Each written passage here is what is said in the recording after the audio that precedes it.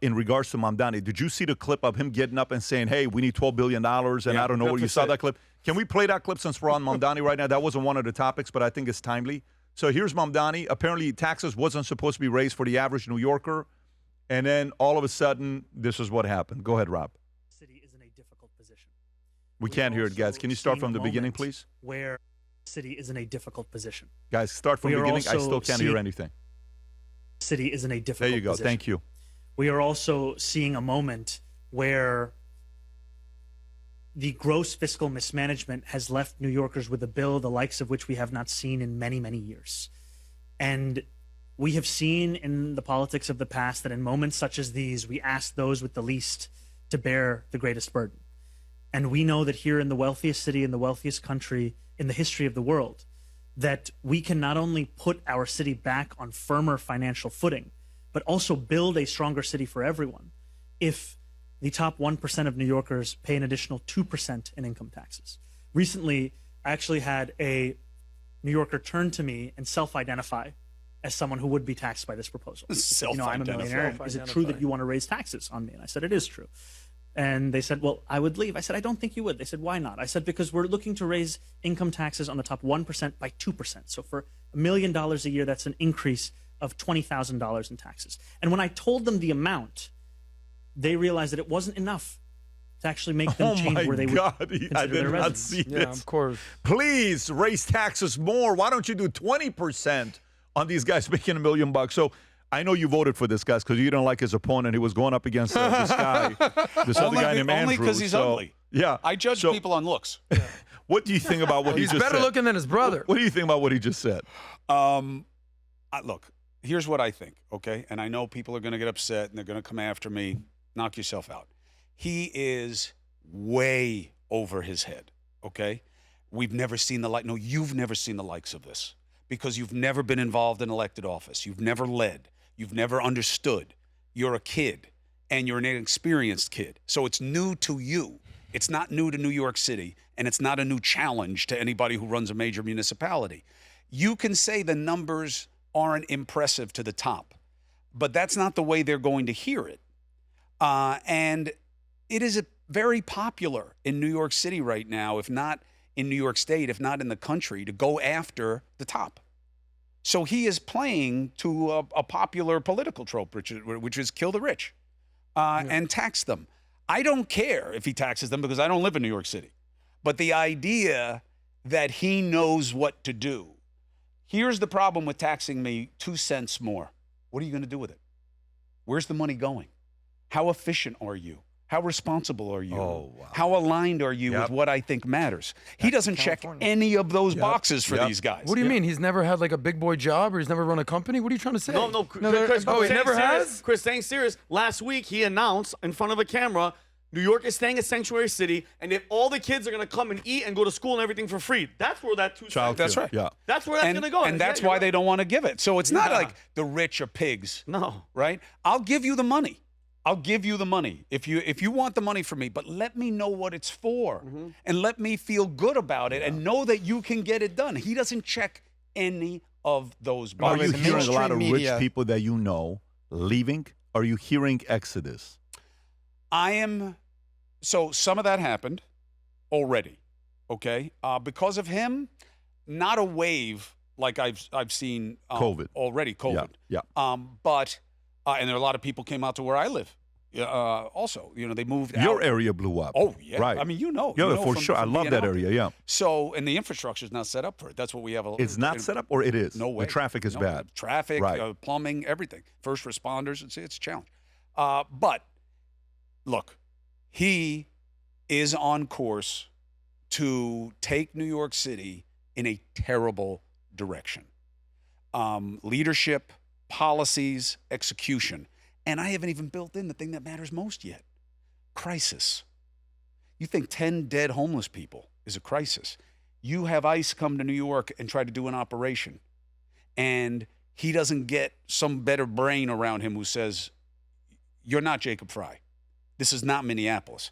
You better work with these guys and do it now. If they come here hard and heavy, you could have bloodshed in the streets of New York that he will not be able to control. And there's a 50-50 chance he'll say something so effing stupid in that moment that you'll have no leadership. It's scary to me. And I know people don't like that, and they'll say it's because I'm Islamophobic. No, I'm worried for Muslims because I don't want them to be judged by a guy who has a tendency towards extreme Islamism. It's not fair to them that they have to own him now. I'm worried for them. By the way, while you're talking about this, I want to show a clip again of your good friend Kara Swisher. If you want to pull this up, of Kara on with, what's his name, Rokana, who we had him here on the podcast. Watch this clip. Okay, folks, I just want you to listen to this. Rokana could be Speaker of the House. And tell me how hear you though? Yeah, and tell me how you feel about, she's saying something about taxes in California, and look at the way she talks about it. Go ahead. Tell me if somebody's watching this. Let's just say you're watching this. You're a job creator. You work your tail off. You have days that you go without sleeping at all. If not, you have weeks where you go 3 hours a night, every night, 7 straight days. As a business owner, you're losing money, you're losing all this stuff that's happening. You tell me, if people in this state thought of you this way, would you want to move your business to California? Go ahead and play the clip. And I think what it specifically targets this, about 100 people, I think it is, who are threatening to leave California, except for Jensen Huang, who's apparently staying. I have of two minds of this. One is you made your, and I said it to one money. this weekend. I said, you made all your money in California, you ungrateful piece of shit.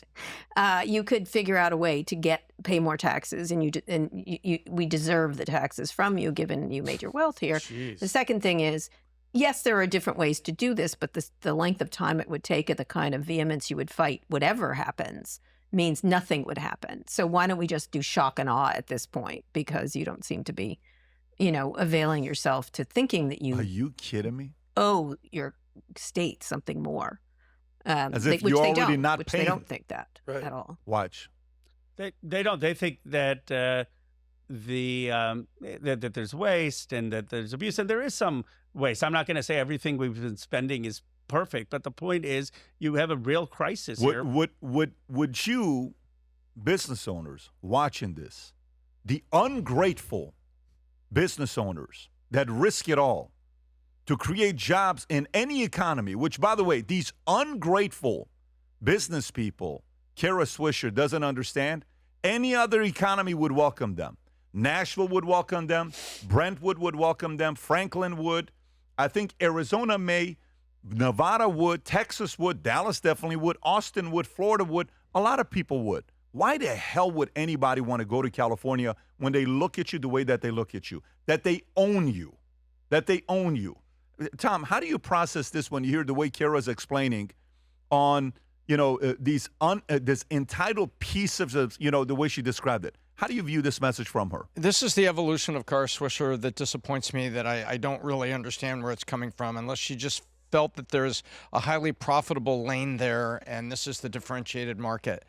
This is a woman who was a tremendous analyst with Walt Mossberg. I used to look forward to their breakdowns and analysis of what was going on with startups and with companies. They called Apple out when they thought products were not, optimal, or decisions were not there. But it was very, very straight up, and it celebrated technology, and it celebrated the things that happened.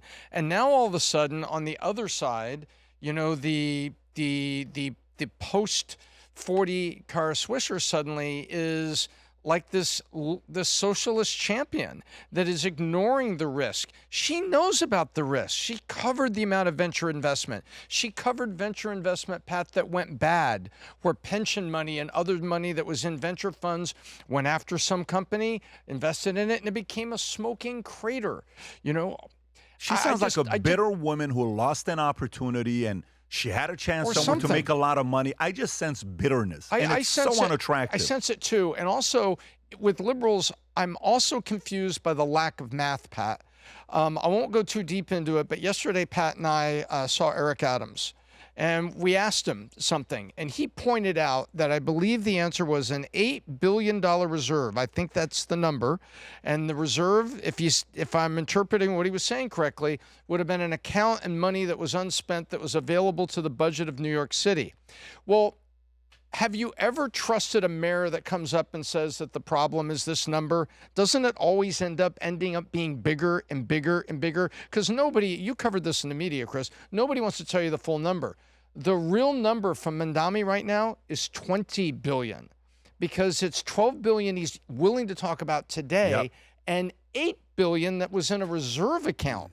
When you put those together, it's at least 20. You're assuming he even knows the number. That's my next point, is that they come back correcting it. But that's, and so her coming up with numbers, what's another percent, what's this, you know, and Mamdani, it's like liberals have lost the spreadsheet because the narrative is just like, go after the risk. But also and there's maybe that's what happened, there's a Pat. pendular move in profile, right? The left is now inhabiting the populist angst, the outrage, the disruption. The institutions failed us. The government failed us. It doesn't work. They have that now. You know. Tune in on Instagram this morning always to find out happen what when you're the other supposed to be parties outraged. So when Trump's in power, you had when MAGA Biden's on in this power, side, yeah. disenfranchised, disaffected. Now you have what I call mega, because they're actually a bigger group who are now using the populist outrage, and the president is trying to navigate that, right? Because he's like, wait, no, this is my vibe. How do I get back in front of this? What's good? What's bad? Swisher, though, is a perfect messenger for that, because she has a harshness to her that is hardwired. This is someone who had an interview with me, okay, that I did at the time because I was like, I'm not afraid of any questions. And they're like, oh, Kara Swisher is going to take you apart. I said, okay, let's do it.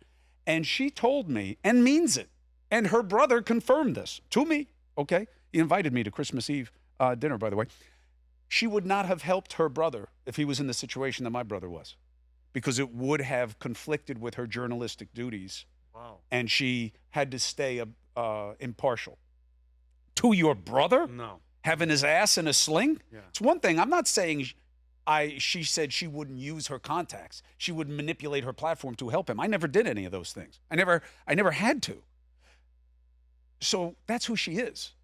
Think about that. I wouldn't have helped my own brother if it would have compromised what I see as my journalistic ethics. Are you open to a comment? Sure. It says, someone who you don't always get along with, if ever, Ann Coulter said that the religion of liberalism becomes fanaticism, and then that becomes your religion and your flag, leaving behind even your family. And I'm paraphrasing Ann. Yeah, but I think she's I right. get where she's saying. She's super smart.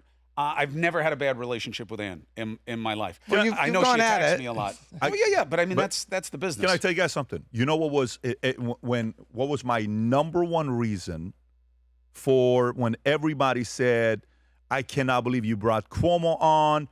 We lost a lot of people when we announced Cuomo. Don't forget that. We got a lot of criticism when it was nonstop heat. Cannot believe you. Till today, we still get the messages. It's toned down a little bit. When I see a brother back up a brother, to me, it says parents raise that family very well. That's where it stops. When I saw that, that's values, that's principles. That's very, very important to me when I see a brother defend a brother the way it happened. Politically, at the time, whatever, set all the other stuff aside. COVID, all the stuff you said, craziness, set the stuff aside, the values. That part, I can't understand the Kara Swisher thing. There's a game coming up called Super Bowl, right? And Seattle is going up against New England Patriots. And it's so funny because we can go through a whole different conversation with New England, with Bill Belichick.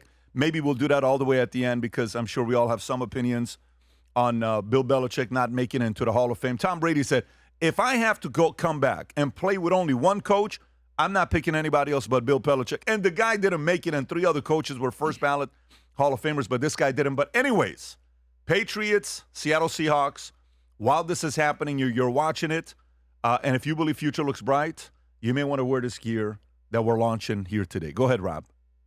It starts with what you wear. Not just style, identity. I like that you went with the British guy. Built with precision. Spinning. From the curve of the brim to the weight of the fabric. Every detail matters because this isn't just apparel. It's confidence you put on, pride you represent, a statement without saying a word, where performance You guys meets have your own legacy. flag football team? This is more than gear. This is who we are. All right, go to VTmerch.com, folks. Good for Mano. Looking good. Go to VTmerch.com, place your order. Future looks bright. And by the way, Mano, right there, used to play for the Chiefs. He's now here running VT Sports with Danny Cannell. If you enjoyed this video, you want to watch more videos like this, click here. And if you want to watch the entire podcast, click here.